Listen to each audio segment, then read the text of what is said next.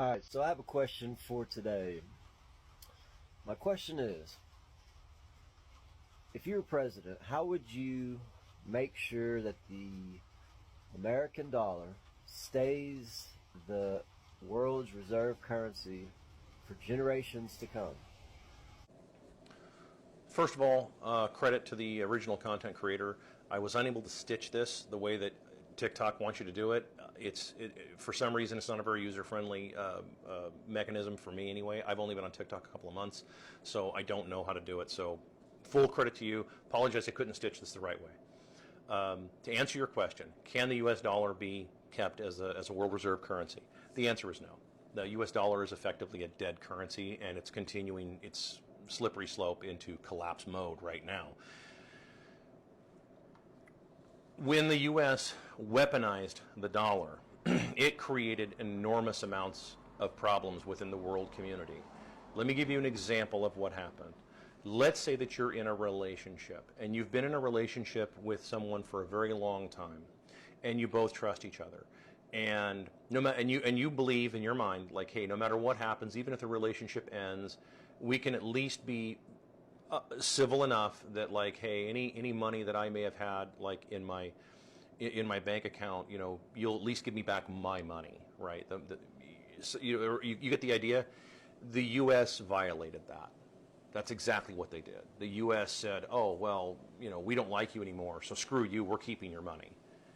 Even though they thought that there was some kind of a trusted relationship there, that you would at least, if nothing else, get your money back.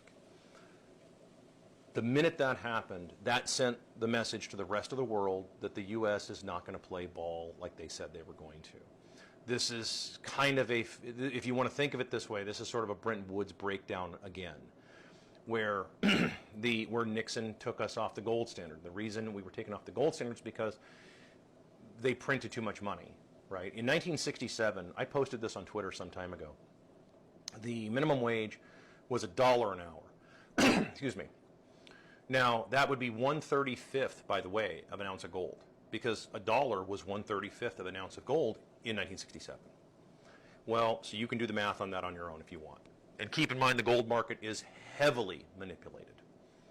So when they raised the minimum wage in 1968, it went to $1.15. That's a 15% increase in pay. 15%.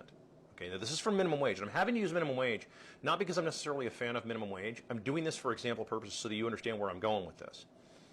In 1969, it went to $1.30, and then by 70, I think it went to $1.45, if I remember right. Okay, so in other words, you're seeing not exactly 15% inflation because it decreases a tiny bit, but it's roughly, you could say, between 15 and 13% real inflation in a very short span of time in the late 60s.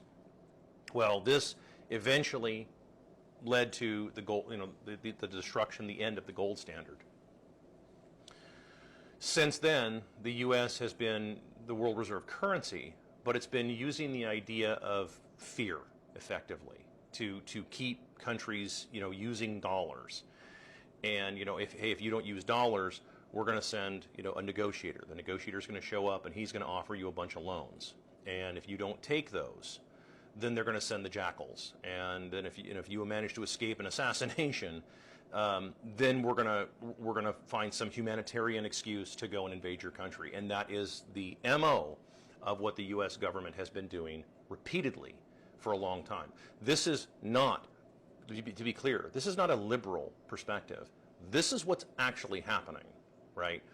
And that is coming to an end as other countries begin to start putting their foot down on this and say, listen, we're not doing this any longer. So can the dollar be saved as a world reserve currency? No. Should there be a world reserve currency? No, there really probably shouldn't be, because that's an enormous amount of power to give to another country, because then that gives them the opportunity to export their inflation to anybody else. Anybody who remembers my Texit video, I explained that in a bit more detail. When you can export inflation, and I've been over this probably 50 times now, that when you can export inflation to somebody else, you have the upper hand all the time, right? And that's coming to an end as other countries start to figure out that they don't want to constantly be having to eat America's inflation, which is why you're seeing so much domestic inflation here in the U.S., because that inflation has to go somewhere, and if you can't export to some other country, then it has to come here.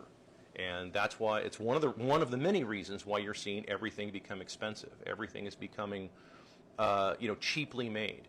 All the food is becoming crap. It's like there's a number of factors here, but the biggest one is that the currency isn't worth anything. As I just talked about in a previous video about the whole idea of the argument between the guy who's delivering the groceries and wanting to tip, and the person who buying the groceries, they don't want to tip. Like this is where all this stuff goes. It creates an enormous amount of problems in a country when things like this happen. Can the dollar be saved this way? No. You could try and raise maybe interest rates, to some stratospheric level, Paul Volcker style. You could try and do it. I don't think even that would work at this point. You also have to factor that the reason the dollar was propped up for so long was because of baby boomers. Right now, I'm not picking on boomers in this video, but understand that the reason they're called baby boomers is because the term boom, it's applying to a birth abnormality. It was not normal for people to have 7, 8, 9 kids, and they all lived, right? Birth and the mortality rate, drops way down at the same time. My father is one of like 7. My mother is one of 6. 6 or 7. My wife, her father is one of like 9. Her mother is one of 8. Most boomers did not have the same number of kids. If they did, none of this would be happening. We would still be experiencing this so-called boom economy. That's what you would still be seeing. You would be seeing sort of a Blade Runner, a Soylent Green type of future. Not that we're not seeing that now, but you'd see this kind of thing where it's like everything's densely populated. Well, the population is actually declining, right? I mean, if you look at birth rates, the birth rates tell the story.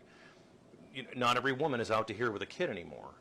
So, in fact, they're having fewer and fewer, which is why they're having to open the borders and flood the country with illegals. The attempt to prop up the dollar.